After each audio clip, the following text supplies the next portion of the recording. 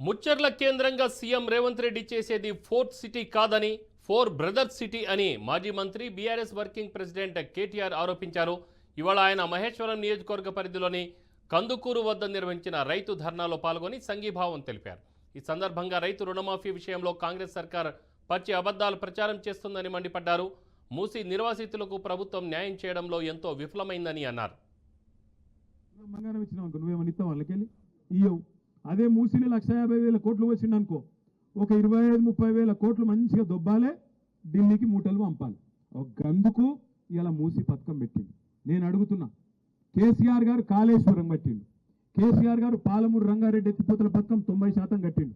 దేనికోసం కట్టిండు? బ్రహ్మాండంగా నీళ్ళు ఇచ్చేందుకు, మన ప్రాంతానికి నీళ్లు తెచ్చేందుకు కట్టిండు. మరి మూసీతోని నేను అడుగుతున్నా ముఖ్యమంత్రి, మూసీతోని ఎంతమంది ఎన్ని ఎకరాలకు నీళ్ళు ఇస్తావు, ఎంతమంది రైతులకు నీళ్ళు ఇస్తావు? అసలు సమాధానం ఉన్నదాన్ని కాడ ఏమీ లేదు. ఏందో సుందరీకరిస్తా, ఏందో చేస్తా అంటే తప్ప ఏం చెప్తున్నా ఆయనకు కూడా తెలియదు. కేవలం కమిషన్ల పిచ్చి, కేవలం పైసలు దొబ్బేతందుకు. పేదవాళ్ళకి ఇస్తేనేమో పైసలు రావు, అదే పెద్దవాళ్ళకి ఇచ్చి కాంట్రాక్టర్లకు ఇచ్చి బ్రహ్మాండంగా మూసీ పేరు మీద బ్యూటిఫికేషన్ కాదు లూటిఫికేషన్ చేస్తే ఆ పైసలతోని మళ్ళా కాంగ్రెస్ పార్టీకి పెద్దోళ్ళకి డబ్బులు పంపి కుర్చీ కాపాడుకోవాలని